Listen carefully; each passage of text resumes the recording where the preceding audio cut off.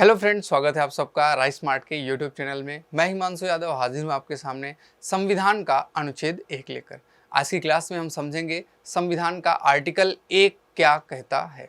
तो उस चीज़ को हम आपके सामने रख रहे हैं। देखिएगा, ये संविधान की फ़ोटो है, संविधान का पहला पेज है और इसके आगे की हम चर्चा करेंगे संविधान के अनुच्छेद 1 की। इससे पहले कि मैं आपको संविधान का अनुच्छेद 1 बताऊं, मैं आपको ये भी बताना चाहूँगा कि हमारे संविधान के 395 आर्टिकल हैं। टोटल कुल अनुच्छेदों की संख्या अगर देखी जाए तो लगभग 470 के आसपास है।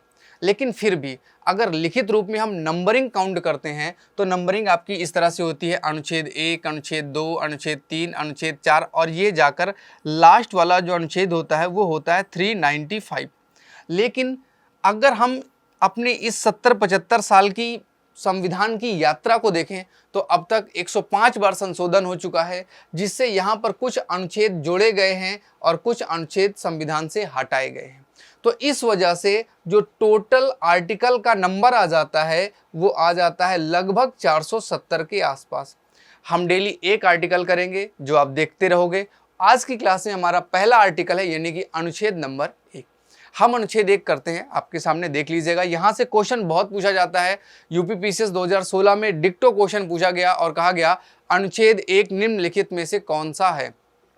केवल और केवल एक आर्टिकल है अनुच्छेद नंबर 1, जिसे आपको सेम टू सेम याद करना है। आप इसमें कोई चेंज नहीं कर सकते हो। वर्डिंग का अगर आपने हेर फेर किया तो गड़बड़ हो जाएगा। तो प्लीज़ वर्डिंग को आप इसके शब्दों के स्थान को जरूर याद रखेंगे। और यहाँ पे जो लिखा गया है ये तो इसका टाइटल है, टाइटल को छोड़ दीजिएगा। जो अनुच्छेद है वो आपका है अनुच्छेद नंबर 1 और कहा क्या गया है, भारत अर्थात इंडिया।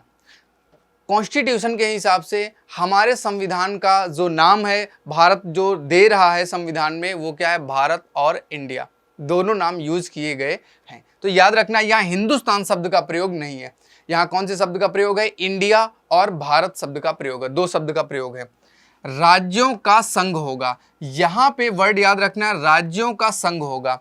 राज्यों के संघ नहीं है, राज्यों के समूह नहीं है। वर्ड जो यूज है राज्यों का संघ होगा।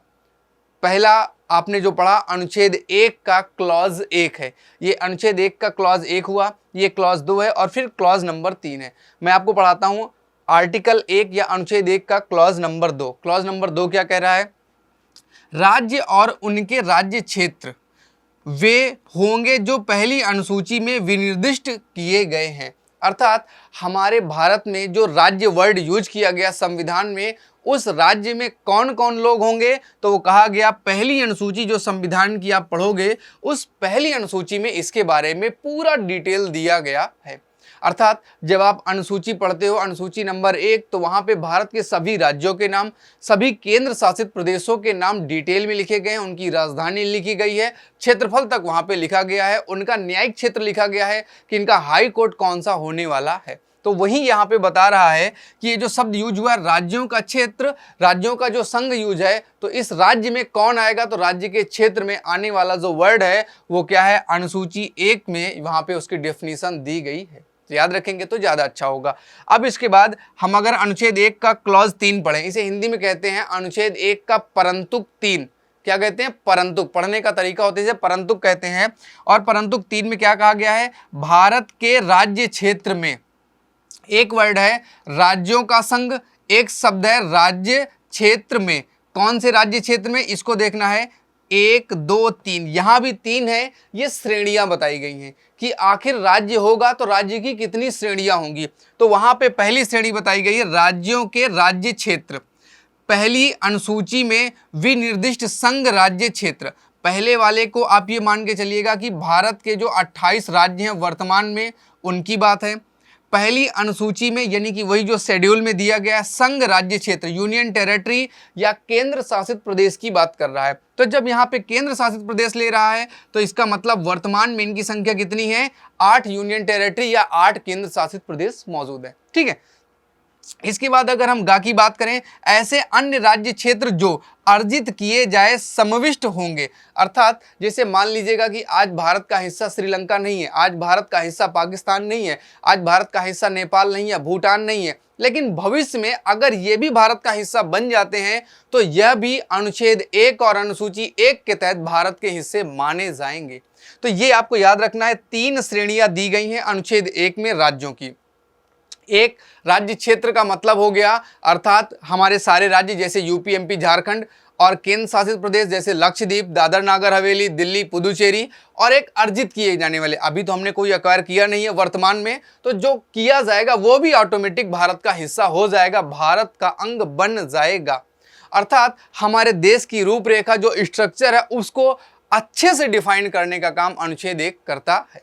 अगर मैं आपको इसको दिखाना चाहूं तो हमारे देश के जो राज्य हैं वो आप यहाँ पे देख सकते हो। जैसे हम यहाँ पे देखना चाहें तो हिमाचल प्रदेश, पंजाब, हरियाणा, राजस्थान, गुजरात, महाराष्ट्र, गोवा, कर्नाटक, केरल, तमिलनाडु, आंध्र प्रदेश, तेलंगाना, छत्तीसगढ़, मध्य प्रदेश, उत्तर प्रदेश, उत्तराखंड, बिहार, झारखंड, उड़ीसा, वेस्ट बंगाल, सिक्किम, मेघालय, अरुणाचल प्रदेश, असम, नागालैंड और मणिपुर, मिजोरम और त्रिपुरा, ये हमारे राज्य हैं। और अगर हम केंद्र शासित प्रदेशों की बात करें तो आपका जम्मू कश्मीर, लेह लद्दाख वाला, प्लस आपका जो पांडिचेरी है, और साथ ही साथ आपका यहाँ पे दिल्ली मिल जाएगा, चंडीगढ़ ऊपर मिल जाएगा, दमन द्वीप मिल जाएगा, दादर नागर हवेली, ये दोनों मर्ज हो गए। ठीक है, पहले अलग अलग थे लेकिन इनको मर्ज कर दिया गया। लक्षद्वीप इधर मिल जाएगा, अंडमान निकोबार यहाँ मिल जाएगा, और पुदुचेरी यहाँ पे मिल जाएगा, ऊपर चंडीगढ़, ये याद रखने हैं।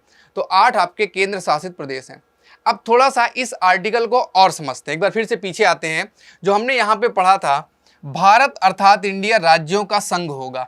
ये जो राज्यों का संघ होगा, जब हमारी संविधान सभा चल रही थी तो संविधान सभा में लोगों ने पूछा कि ये बताओ हम भारत का नाम क्या रखें। तो बहुत से ऐसे लोग थे जिन्होंने कहा हमने लड़ाई लड़ी है इंडिया नाम से, तो हमें इंडिया नाम रखना चाहिए। बहुत से ऐसे लोग थे जिन लोगों ने कहा कि हमें भारत नाम रखना चाहिए क्योंकि भारत हमारी विरासत से मिला हुआ है।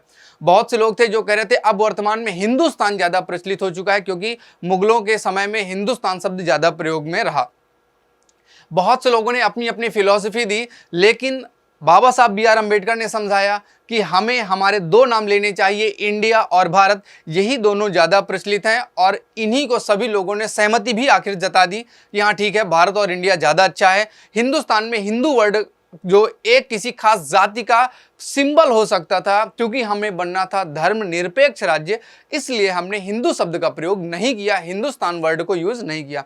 हालांकि हमारे ही देश का नाम हिंदुस्तान भी है, ये बात पूरी तरह से सत्य है। संविधान कहता है हमारे देश का नाम भारत अर्थात इंडिया होगा।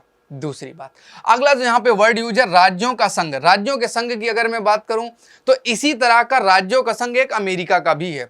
अमेरिका के राज्यों का जो संघ है, वहां के जितने राज्य हैं वो अमेरिका के एक हिस्से हैं, समूह में एक साथ मिले हुए हैं।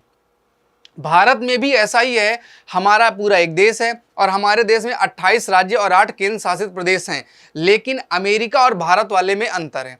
अमेरिका वाले जो राज्य हैं वो एक समझौते के माध्यम से जुड़े हैं। हमारे देश के राज्यों का आपसी राज्य से, केंद्र सरकार से कोई समझौता नहीं है। मतलब उत्तर प्रदेश का दिल्ली की सरकार से कोई समझौता नहीं है, वो पूरी तरह से भारत का हिस्सा है और केंद्र सरकार जो चाहेगा वही राज्यों में लागू किया जाएगा, अलग अलग नहीं है। दूसरी बात, कभी भी ऐसा नहीं हो सकता है अमेरिका की तरह कि भारत का कोई राज्य भारत को छोड़कर अलग हो जाए। जैसे किसी दिन मान लीजिएगा मन कर जाए केरल को या तमिलनाडु को या उड़ीसा को या उत्तर प्रदेश को कि हम नए राज्य बनेंगे, तो ऐसा कतई पॉसिबल नहीं है कि वो भारत संघ को छोड़कर दूसरी जगह पे चला जाए। ये अविनाशी जो राज्य हैं उनका संघ कहलाता है, जिसका नाम है भारत। भारत का कोई भी क्षेत्र भारत को छोड़कर भारत से अलग नहीं हो सकता है। यही वजह है कि हमारा संघ अमेरिका के संघ से पूरी तरह से अलग माना जाता है। और ये खास बात भी है कि भारत को एक साथ जोड़कर रखने का काम हमारा संविधान का अनुच्छेद 1 करता है। ये समझाता है भारत की बाउंड्री की, भारत की सीमाओं को बताता है। और आज आप देख रहे हो भारत की राजधानी का नाम नई दिल्ली है और वो सबका प्रिय है और इसी तरह से भारत बना रहे। इसमें अगर कोई और जो पॉइंट बचा है तो वो हम अगले वीडियो के अगले पार्ट में यानी कि अनुच्छेद 2 में क्लियर करेंगे। अगर आपको वीडियो पसंद आया है तो प्लीज़ जाने से पहले वीडियो को एक बार लाइक करेंगे और हमारे सब्सक्राइब नहीं किया तो सब्सक्राइब भी कर लीजिएगा। सारा डिटेल आपको यहाँ पे मिलने वाला है। मुझे दीजिएगा आज्ञा, फिर मिलूंगा कल सेम टाइम अगला आर्टिकल लेकर। तब तक के लिए टाटा, बाय बाय।